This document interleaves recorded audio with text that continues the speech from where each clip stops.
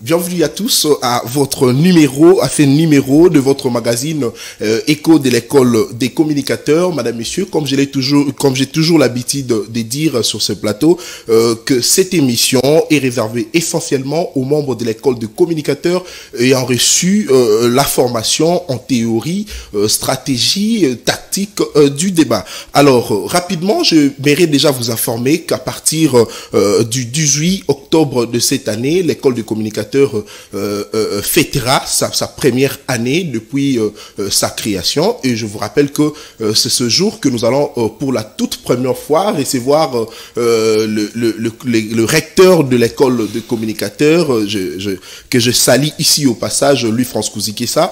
Nous allons le recevoir sur ce plateau et nous allons échanger sur ce que c'est l'école de communicateurs, et lui étant recteur, lui étant fondateur, et c'est lui qui va nous dire, c'est lui qui va nous étaler toute sa vision par rapport à l'école de communicateurs. Alors, mais là n'est pas le débat. Aujourd'hui, nous allons, avec notre invité sur ce plateau, nous allons échanger sur le désaccord entre le oui confession religieuse. À qui profite ce trouble? Est-ce au parti au pouvoir? Est-ce que à l'opposition? Alors, nous en parlons ici sur ce plateau avec notre invité du jour, lui c'est Joël Mbatou. Joël Mbatou, bonjour.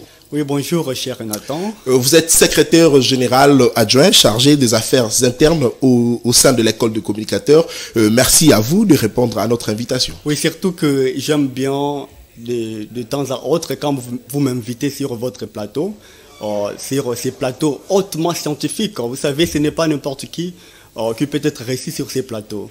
Donc, je vous remercie beaucoup pour de temps à autre que je reçois vos invitations pour être... Merci beaucoup, monsieur Joël Mbatou. Aujourd'hui, vous êtes seul. C'est avec vous que nous allons parcourir cette émission de ce samedi. Alors, rapidement, monsieur Joël Mbatou, 70 heures après que l'Assemblée nationale ait accordé au oui confession religieuse, jusqu'à présent, il n'y a pas eu fumée blanche. Alors, à qui profitent ces désaccords? Est-ce que cela profite au parti au pouvoir? Cela profite, c'est-à-dire au pouvoir en place, ou à l'opposition, pour peut-être un prétendu glissement que certaines personnes disent que voilà, peut-être ces désaccords pourraient profiter à ceux qui sont au pouvoir. Oui, merci cher Nathan. Avant de rencontrer votre question, je voulais ici faire une petite digression par rapport à ce qui se passe avec le gouverneur Jean-Tini Ngobila. Hier, je suivis avec beaucoup de larmes son meeting à Sainte-Thérèse, où il parlait d'être au service du président de la République, alors qu'il ignore qu'il a été envoyé pour être au service de la population et non au service d'un individu. Apparemment, ici au Congo, maintenant avec nos dirigeants, nous sommes dans une sorte de positionnement. Chacun cherche à se positionner pour les échéances prochaines, pour les élections prochaines en 2023. Mais tel n'est pas le cas. Jean-Tini Ngobila ne doit pas oublier que il a été envoyé pour travailler à l'intérêt de la population et non caresser le président de la République pour se positionner en 2023. Jean-Tini Ngobila est l'émanation... Merci beaucoup, non, monsieur Joël. Je vais terminer. Là n'est pas les débats. Avant de rencontrer votre question, je vais terminer par ici. Il doit comprendre qu'il est l'émanation de députés provinciaux. Oui, bien sûr, mais là n'est pas les débats. Ces députés provinciaux sont l'émanation. Nous parlons ici, monsieur Joël Mbatou. Jean-Tini Ngobila doit travailler pour l'intérêt de la population et non pour servir le président. Merci beaucoup, je crois que le message est passé. Oui. Alors, rapidement, nous parlons ici du désaccord entre le oui confession religieuse. À qui profite ce trouble? Est-ce que ça profite à ceux qui sont au pouvoir pour un glissement, ou ça profite à ceux qui sont à l'opposition? Jonathan, vous savez, apparemment, la corruption est devenue un mode de vie en République démocratique du Congo. Parce que, je ne sais pas, moi je me dis, c'est devenu un mode par lequel les gens doivent passer pour accéder à un poste, et c'est ce qui est anormal. Ce sont des pratiques que nous devons décourager, parce que tu sais déjà que l'école de communicateurs prône de valeurs. Et on ne peut pas admettre de telles choses. Ils sont partis aux élections. Les six confessions religieuses, plus la CENCO et le CC. Oui. Après avoir élu Kadima comme président Je dis président provisoire parce qu'il n'est pas encore entériné par l'Assemblée nationale. Oui, oui. L'Église catholique et le SECO disent qu'ils ne sont pas d'accord pour la candidature de Kadima. Que Kadima ne peut pas diriger la CENI à cause de ses accointances. Mais la première question que je me pose est de savoir pourquoi au départ l'ECC et l'Église catholique avaient accepté que Kadima soit candidat à la présidence de la CENI. C'est ça la question qu'il faut se poser. Maintenant, ce qui est grave, c'est quoi? Ce sont les révélations de Cholet. Abbé Cholet dit, c'est la corruption maintenant qui règne au sein de confessions religieuses. L'autre fois, j'avais dit que moi, je n'ai jamais donné confiance, je n'ai jamais donné du crédit à ces confessions religieuses. Moi, je ne sais pas si il faut chercher une autre personne à qui le peuple peut faire asseoir sa volonté. À 3 reprises, 3 cycles électoraux organisés par les confessions religieuses ici au Congo, nous n'avons jamais eu des élections crédibles. Mais pourquoi toujours il faut continuer à donner confiance à ce type de gens? Pourquoi pas chercher d'autres personnes qui peuvent les remplacer et nous organiser des élections crédibles en RDC? Cholet dit que les 6 autres confessions religieuses ont été corrompues. Mais si réellement, en République démocratique du Congo, on prône de valeurs, la justice devrait se saisir de ces dossiers pour nous montrer noir sur blanc à quel point se situe cette corruption. Il a dit encore que les 6 autres confessions religieuses sont logées à l'hôtel du fleuve. Oui, mais écoutez, mais ce qui est important, ce n'est pas ici de rappeler ce qu'a dit l'abbé Cholet, parce que cela n'est pas une parole d'évangile et rien ne prouve que cela constitue de vérité. Mais moi, j'aimerais savoir, est-ce que ce désaccord ne profite pas au pouvoir en place? Parce que ils peuvent se dire, voilà, aujourd'hui, ils n'ont pas pu nous donner un candidat président de la CENI, et voilà, on peut toutefois continuer pour organiser des élections même prochainement, en attendant que les confessions religieuses se mettent d'accord, ou si possible, comme tu l'as dit, qu'il y a eu 3 cycles électoraux qui ont été déroulés ici en République démocratique du Congo, et il n'y a jamais eu de bonnes élections. Faudrait-il remettre alors au ministère de l'Intérieur le monopole d'organiser les élections? Et là, on pourrait se comprendre. Cher Nathan, vous savez, c'est déplorable. C'est déplorable. Il y a certaines choses que je ne peux pas dire ici, parce que je risque. Pourquoi? Vous savez, j'ai des fils. Hier, je partageais avec le président de la jeunesse, Titi, de la jeunesse catholique. Oui. Il a révélé certaines vérités qui ont été cachées. Pourquoi seulement les 6 autres confessions religieuses doivent s'appuyer à la candidature de Kadima? Pourquoi? Non, mais ils l'ont trouvé crédible. Où est le problème? Crédible? Oui. Non. Je ne sais pas. Vous savez ce que l'abbé Cholet avait dit? Dodo Kamba a dit que Kadima serait le candidat du chef. Non, mais c'est pas une vérité. Non, mais c'est pas une vérité. Non. C'est ce qu'Abbé Cholet a dit et il détient le preuve. Ce n'est pas le papa de Joël Mbato qui a dit cela. C'est Cholet qui l'a dit. Et il détient le preuve. Maintenant, si ça persiste encore, ça profite au régime en place. Parce que si on n'organisait pas les élections en 2023, c'est Tshisekedi qui restera au pouvoir. On fera la jurisprudence comme ça a été le cas avec le régime. Mais là n'est pas la faute du président Félix Tshisekedi, parce qu'il a remis le pouvoir aux confessions religieuses de se choisir un candidat. Où est le problème avec le président Félix? Écoutez Nathan, le CC et l'Église catholique ont proposé aux 6 autres confessions religieuses de leur présenter 6 autres candidats, parmi lesquels ils choisiront un qui va chapeauter la présidence de la CENI. Mais les 6 autres confessions religieuses ont refusé carrément. Pourquoi ils doivent toujours continuer à appuyer la candidature de Kadima?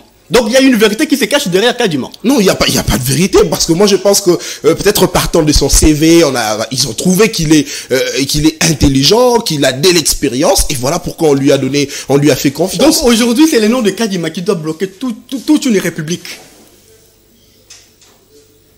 Toute une république est bloquée à cause de Kadima. Ce nom-là, Kadima, toute une république est bloquée. on dit quelle que soit la grandeur d'un problème, on finit toujours par trouver une solution. Si les 6 autres confessions religieuses veulent que, en 2023, nous ayons des élections, ils doivent aussi comprendre le CC et la Senko. Parce que s'ils se mettaient seulement d'accord, pourquoi seulement Kadima doit bloquer? Non, mais écoutez, pourquoi seulement s'incliner devant la décision de l'ECC, par exemple, ou de la Senko? Pourquoi seulement? Parce que les autres sont majoritaires, ils sont à 6. Pourquoi ne pas alors accepter que parce qu'eux ils sont à 6, ils sont majoritaires, qu'on puisse s'incliner et laisser Denis Kadima? Parce qu'au-delà de tout, la population congolaise a besoin des élections en 2023. Mais cher Nathan, l'abbé Cholet l'a dit très bien, que la candidature de Kadima est entachée des irrégularités. Donc, est-ce que nous pouvons savoir quelles sont ces irrégularités que l'abbé Cholet a toujours l'habitude d'en parler? Mais il était clair. Il a dit que les 6 autres confessions religieuses ont perçu de l'argent pour soutenir la candidature. Chose qui n'est pas encore vraie jusqu'à présent parce qu'il n'y a pas de preuve. Mais vous savez, l'aveu en droit, c'est une preuve par excellence en droit. Et lorsqu'il dit que réellement, ils ont été corrompus pour soutenir la candidature de Kadima, c'est que l'abbé Cholet a de preuves. L'abbé, c'est une déclaration. Il a déclaré, il a dit, donc il détient le preuve. C'est maintenant, ça revient maintenant, cette charge revient à la justice d'aller se saisir de ces dossiers pour que la lanterne de beaucoup soit éclairée. Kadima ne peut pas bloquer toute une république. Monsieur Joël Mbatou, parce que nous avons besoin d'évoluer, parce que nous avons besoin que le pays puisse avancer, parce que nous avons besoin d'organiser des élections, et surtout les élections crédibles en 2023, moi je pense qu'il faut encore donner du temps aux 8 confessions religieuses pour enfin nous trouver un candidat crédible. Est-ce que vous êtes d'avis avec moi? Oui, pourquoi? C'est parce que, en attendant que le consensus soit trouvé entre les 8 confessions religieuses, l'abbé Cholet a dit que l'équipe de Nanga peut déjà commencer à exercer certaines autres activités pour faciliter la tâche à l'équipe qui viendra après eux. Donc, si on regardait seulement avec cette allure, on voit déjà que l'abbé Cholet a besoin qu'on ait des élections en 2023. Et donc vous voulez dire que les 6 autres confessions religieuses n'ont pas besoin des élections en 2023? Apparemment. Non, mais c'est faux. Apparemment. Non, moi je dirais que c'est faux parce qu'ils se sont trouvés un candidat. Et par contre, je dirais que c'est l'Église catholique et l'ECC qui n'a pas besoin des élections en 2023. Parce que ceux qui nous suivent et ceux qui suivent comment se déroule, comment s'est déroulé ces assises entre les confessions religieuses vont comprendre que ce sont les 2 autres qui ne veulent pas qu'il y ait élection en 2023. Non, ce n'est pas les CC ni la Senko qui ne veulent pas que nous ayons des élections en 2023. Vous savez, voilà pourquoi beaucoup décrient sur la dépolitisation de la CENI. Mais il est difficile ici au Congo que la CENI soit dépolitisée. Donc c'est vraiment difficile. Et si on continue toujours avec cette allure, je vous dis qu'on n'aura jamais des élections crédibles dans ce pays. Et on risque aussi en 2023 de ne pas avoir des élections crédibles. Parce que ça commence déjà avec le président de la CENI. Là déjà ça pose un problème. C'est déjà le plus grand problème. Et si on ne trouvait pas une solution adéquate à cette question, je vous dis qu'en 2023, on risque d'avoir encore des élections chaotiques dans ce pays. Là je vous le dis. Parce que comment dans un pays, la corruption peut devenir un mode de vie. Donc tout le monde le trouve normal. La crédibilité des institutions. Moi j'avais salué le discours du président de la République lorsqu'il avait dit qu'il va lutter contre la corruption en RDC. Mais fort malheureusement, ce discours n'est resté que dans les dires. Et si c'était transformé, mais on ne sait pas où serait notre pays à ces moments où nous parlons? Alors, madame, messieurs, vous nous suivez sur Samuel 13 Télévision. Ceci est votre magazine Écho de l'école de communicateurs. Parce que notre invité a beaucoup parlé de l'abbé Chollet, nous allons rapidement prendre en image le point de presse de l'abbé Chollet, 72 heures après leur échange entre le oui confession religieuse, pas de consensus, pas de fumée blanche. L'Église catholique et les CC ont tenu un point de presse pour signifier qu'il n'y a pas eu désaccord et Kadima a serré celui-là, le candidat qui bloquerait ce processus. Alors, en image, nous allons prendre le point de presse de l'abbé Chollet et nous nous retrouvons tout juste après. Dans le but d'éviter les élections chaotiques comme ce fut le cas dans le passé, que la SENCO et le CC se sont lancés dans le processus des échanges avec d'autres confessions religieuses ayant la personnalité juridique et qui ont droit conformément à l'article 10 de la loi organique portant organisation et fonctionnement de la Commission électorale nationale indépendante qui leur donne le pouvoir de choisir le président de la centrale électorale. Devant la presse, les églises catholiques et protestantes présente la candidature de Denis Kadima comme principal point de divergence entre les deux confessions religieuses et les 6 autres, dont le prophète Dodo Kamba est le chef de file. Pour Abbé Chollet, secrétaire technique de la plateforme confession religieuse, la candidature de Denis Kadima est attachée de plusieurs irrégularités. Le principal point de divergence est l'appréciation de la candidature de M. Kadima Denis sur fond de l'article 12, alinéa 1 de la loi sur la CENI et de l'article 8 de notre charte. En effet, pour le présidium, le choix de l'intéressé par les 6 confessions religieuses a été entaché des irrégularités et des griefs importants, notamment des menaces, pressions, intimidation, tentative de corruption. Ces éléments suffisent pour démontrer que le candidat est porté par une famille politique, mettant ainsi en cause sa crédibilité et son indépendance. Pour éviter le retard dans le processus électoral, la SENCO et le CC proposent que l'administration actuelle de la CENI, dirigée par Corneille Nangaa, s'occupe des préparatifs techniques en vue de faciliter le travail à la nouvelle équipe qui sera connue dans les tout prochains jours. Les catholiques et les protestants appellent le président de la République, Félix-Antoine Tshisekedi Tshilombo, à jouer son rôle du garant du bon fonctionnement des institutions et de cohésion nationale pour garantir les élections apaisées en 2023. Merci beaucoup, madame, messieurs. C'était là le commentaire du journaliste de Samuel 13 Télévision, François Lokola. Alors, Joël Mbatou, Denis Kadima, candidat à problème. Est-ce que pourquoi ne pas, par sa propre volonté, se dire, voilà, certains pensent que je suis un candidat à problème et je peux quand même désister alors. Pourquoi est-ce que Kadima ne peut pas le faire? Parce que là, il faut sauver son honneur, il faut sauver sa réputation. La démission n'est pas dans la coutume des Africains.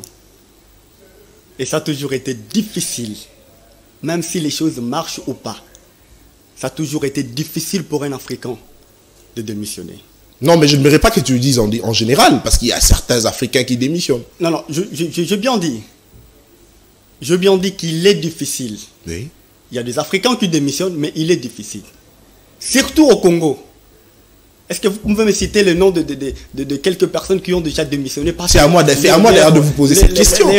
Et sinon, parce que nous sommes en pleine émission, je pourrais te répondre juste après, mais pour l'instant, parce que vous m'avez dit que ce n'est pas tout le monde. Est-ce que vous pouvez seulement me citer les noms dans non, mais s'il vous plaît, monsieur Joël Mbatou, c'est moi qui pose des questions. Alors, je vous promets répondre à votre question juste après l'émission. Mais ici, c'est moi qui dirige. Alors, comme je le disais, monsieur Kadima fait alors désister pour sauver son honneur. Je vous dis que c'est vraiment très difficile à un Africain de démissionner. Et il est difficile. Et ça sera toujours difficile.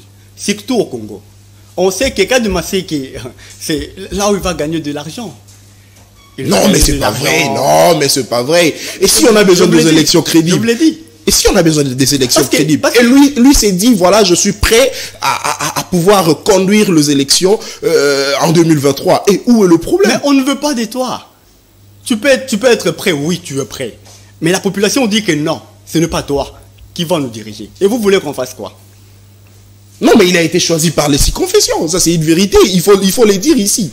Il a été choisi par les 6 confessions qui ont le monopole de nous donner un candidat. Il a été choisi. Et comment, pourquoi, moi je l'ai dit, monsieur Joël Mbatou, moi j'ai dit, et aussi, j'ai dit toujours que s'il s'agissait pour moi, il fallait simplement qu'on puisse donner raison aux 6 confessions religieuses parce qu'ils sont majoritaires. Parce que ce sont eux qui nous avaient trouvé la fois dernière le candidat Ronsard Malonda.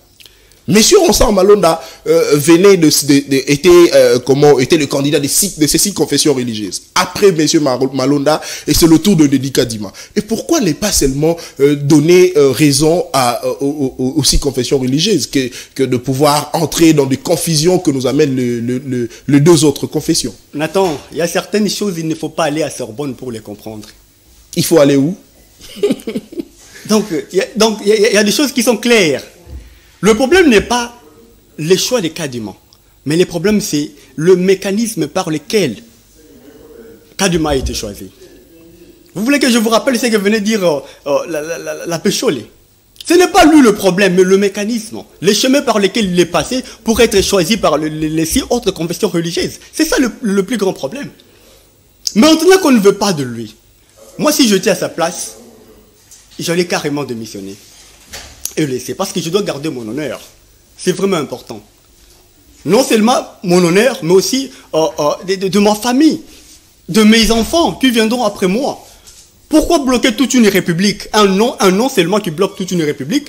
Et toi, tu restes là, calme, comme si rien n'a été, comme si rien ne se passe. Et toi, à sa place, qu'allais-tu faire? Démissionner. Sans même réfléchir. Non, mais parce que cela n'était pas arrivé, hein. Parce que nous avons toujours l'habitude de les dire, peut-être parce que les gens nous suivent, ils doivent comprendre que nous sommes de bonnes personnes, mais en réalité, ça ne pourrait pas être le cas. Je suis un homme de conviction. Et je pose l'acte avec toute conviction. Quand je vous dis que si j'étais à sa place, et que les gens réclamaient mon départ, je serais démissionnaire. Parce que je ne peux pas continuer. Ce que je dois garder, c'est d'abord mon honneur. Le maître Louis-France Kouzeki, ça, c'est un homme de conviction. Et nous devons aussi l'être. Je démissionnerai et j'irai rester chez moi à Bandundu, au village Kabila. Je reste là, je passe mon temps là-bas, calmement, sans pour autant être inquiété.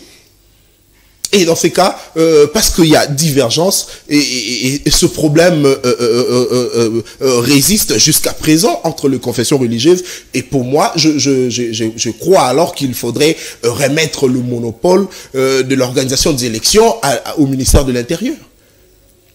Est-ce que ça ne poserait pas encore un problème pour se dire, voilà, le ministre de l'Intérieur est de telles tendances politiques?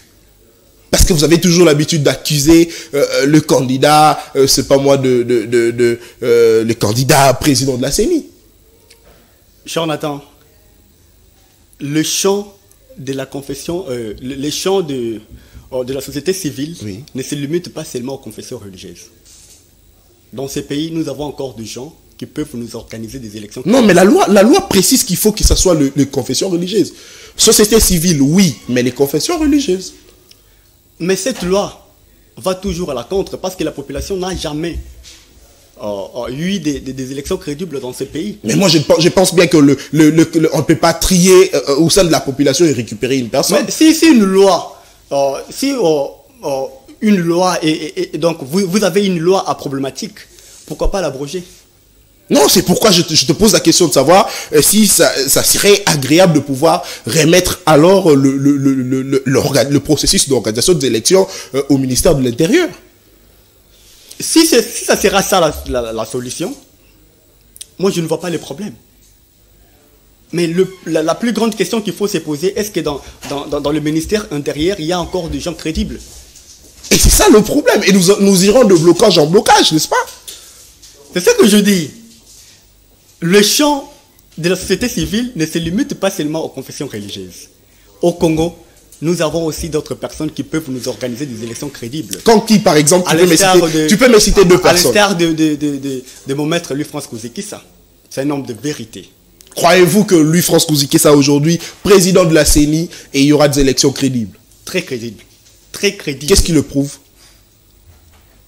Mais en fait, Nathan, je l'ai toujours dit, il faut d'abord voir. Parce que mon maître, c'est un homme de vérité. Et tout ce qu'il promet, il le réalise. Parce que moi, de mon côté, tout ce qu'il m'a promis, mon maître l'a réalisé. Et cela ne veut pas dire qu'il va aussi organiser les élections crédibles en République démocratique du Congo. Mais là, ne pas les débats. Monsieur Joël Batou. Je voulais répondre à cette préoccupation. Écoutez, Nathan, si on n'est pas fidèle aux petites choses, on ne le sera pas aux grandes choses. Merci, monsieur Joël Batou. La dernière question pour finir. Est-ce qu'il faut alors enfin recourir auprès du président de la République pour pouvoir trancher? Le président de la République, il est les garants du bon fonctionnement des institutions. Oui. Lorsque quelque part ça ne marche pas, il doit intervenir. S'il a vraiment besoin de nous organiser des élections crédibles en 2023, il doit chercher à trancher, à solutionner ces problèmes qui taraudent les esprits de beaucoup. Parce que maintenant le pays est bloqué. Le pays est bloqué. Beaucoup s'interrogent ici en 2023. Nous aurons vraiment des élections dans ces pays. Mais c'est parce que l'Église catholique et l'ECC ne veulent pas de ces élections.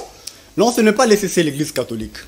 Et vous pensez alors qu'il faudrait recourir au président de la République pour trouver une solution? Mais c'est lui le garant. Merci beaucoup, merci beaucoup, monsieur. Il va maintenant intervenir pour solutionner. Merci beaucoup, merci beaucoup, monsieur Joël Batou. Un dernier mot de la fin. Oui, le dernier mot, je voulais rappeler parce qu'il y a quelques amis qui m'ont écrit en privé demandant les cartes. Le premier lot a été déjà remis. Maintenant, on enregistre les gens, ceux qui auront les cartes après. On ne veut pas aller chaque fois imprimer 50 ou 40 cartes, ça nous donne beaucoup de travail. On totalise un nombre et on va imprimer à un moment donné, on va les appeler pour qu'ils récupèrent. Alors rapidement un numéro de téléphone parce que beaucoup m'ont écrit, m'ont demandé le numéro de téléphone pour contacter le secrétariat de l'école de communicateurs pour s'en procurer de cartes de membres. Oui, mon numéro est toujours disponible. Si vous voulez vous en procurer, vous pouvez appeler les 081 48 49 770. 081 48 49 770, c'est mon numéro. Merci beaucoup. Je suis toujours disponible sur WhatsApp, message, Facebook, partout. Je suis disponible. Merci beaucoup, monsieur Joël Batou, d'avoir répondu à notre invitation. C'est moi qui vous remercie. Merci beaucoup. Madame, messieurs, nous sommes arrivés à la fin de votre magazine Écho de l'école de communicateurs. Je rappelle ici, comme je l'avais dit au début, que le 18 octobre, l'école de communicateurs fêtera sa première année d'existence depuis sa création. Alors, le rendez-vous est pris pour le 18 octobre prochain. Je vous précise ici que je vais recevoir pour vous le recteur de l'école de communicateurs. C'est avec lui que nous allons discuter sur ce qui concerne la vision de l'école de communicateurs. Et quant à moi, je vous dis merci et je vous demande de nous suivre sur notre chaîne YouTube CML13 Télévision. Au revoir.